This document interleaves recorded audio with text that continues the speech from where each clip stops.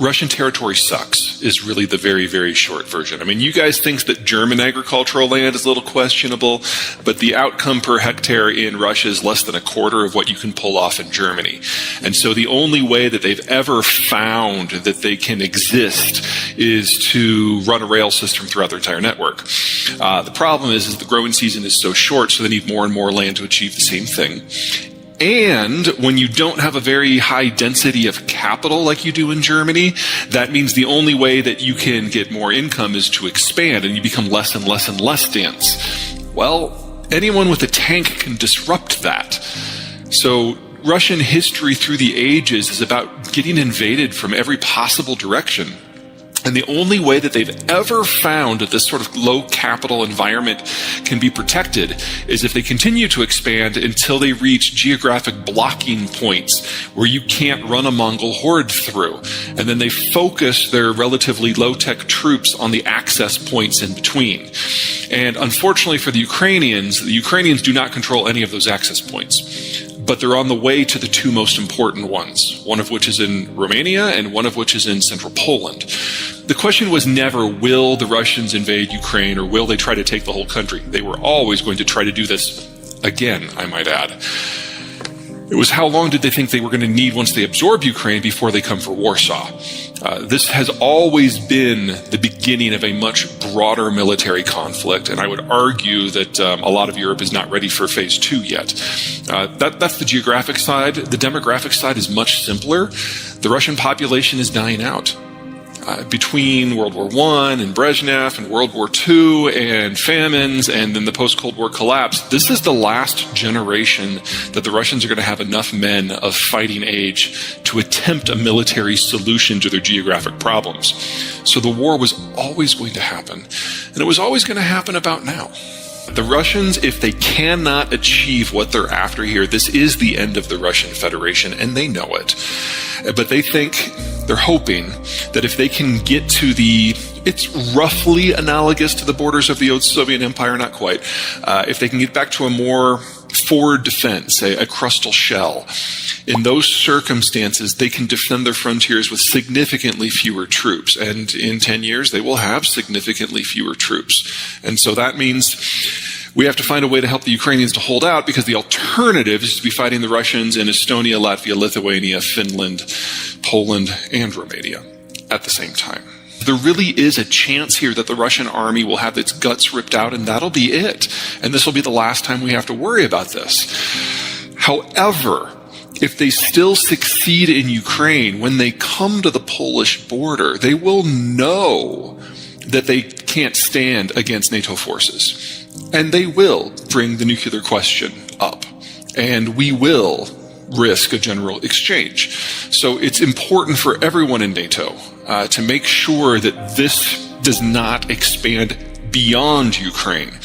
Now, there's a problem on the other side there. I mean, outside Russian victory means we face a nuclear confrontation. Outsized Ukrainian victory doesn't destroy Russia's ability to wage war. And we're now in an environment where the Russians have paid all the prices for a major war but gotten none of the benefits. That's not going to last. So even if the Ukrainians are able to liberate Crimea and the Donbass, the Russians will try again and again and again until they can't. So the only way that Ukraine can be secure is to take out the logistical hubs in Western Russia that enable the assaults on Ukraine. So one way or another, this war is going beyond the Ukrainians' international borders. One way or another, we are going to have to deal with the nuclear question. Yes. So you definitely think there will be an impact, they will use nuclear weapons? Well, the Russian view is that if they don't win this war, they cease to exist within 20 or 30 years, and that's probably an accurate assessment. They don't have a lot to lose. Everything from the numbers and the maps and the history suggests that there's no way the Russians can lose. But wow, they are pulling out the stops to try. I think what's given me the best hope right now that the Russians can actually lose is that Defense Minister Sergei Shoigu is still in his job, and he is arguably the least competent person on the planet right now. And as long as he is there absorbing massive amounts of the Russian defense budget for his own personal riches, I have hope that the Ukrainians ultimately can turn the numbers against the Russians. Now, if we ever see him actually get replaced by someone who actually has worn the uniform in combat, then we're dealing with a different situation. But we're not there yet.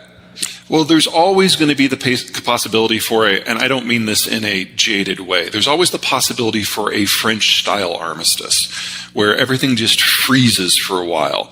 But the Russians will only use that as an attempt to rearm, because if they stop where they are right now, even if they hold all the territory they have today, that's a loss for them. That means they're actually in a less advantageous strategic environment than they were at the first day of the war. So they have to press this. This is about national survival for them. And phase 2 is Romania and Poland and Finland. And Estonia, and Latvia, and Lithuania, and based on how the chips fall in Moscow these days, perhaps Finland. In absent, there are three major wars that I detail, and the Ukraine conflict and what I call the Twilight War of Russia is only one of the three. There's going to be another one in the Persian Gulf between the Iranians and the Saudis, and one in the East Asian Rim among the naval powers there, primarily Japan and China. But Iran and Saudi Arabia just came closer together again with the help of China. Don't you think this is from the table? Yeah, the word that I'm getting is that the Chinese literally cut checks to both sides to sign. And before you say that that is artificial and why would the Chinese do it, we did that with Egypt and Israel. So it's not all that strange of a possibility. Now, in the case of the United States, we have kept cutting checks to them and the Palestinians and the Jordanians in order to buy peace in that region. I find it unlikely that the Chinese are going to do this for an extended period of time in the Gulf. We'll see.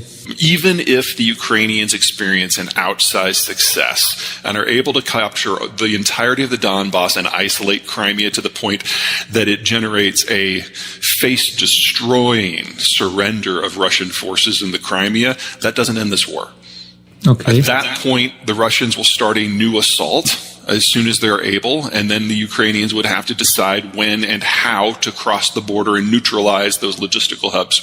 Specifically, we're talking Belgorod, just north of Kharkiv, and Rostov-on-Don, which is where all the Crimean supplies and a fair amount of the Donbass supplies come in. Both of those cities would have to be removed from the equation. I was confident the war was going to happen, and I was equally confident that the Ukrainian portion of the conflict would be a walkover. And to have even the fact that that last question that, you know, how can the Ukrainians do? The fact that we're talking about this a year on is amazing. The Ukrainians have out-surprised by every possible metric. And to be perfectly blunt, I am a little more than a little shocked that the Americans have stepped in as they have and that the Europeans have stepped in as they had. Because if you look at the last 30 years of European history, and especially, no offense, German history, it's been about appeasement. Exactly. And this is the opposite.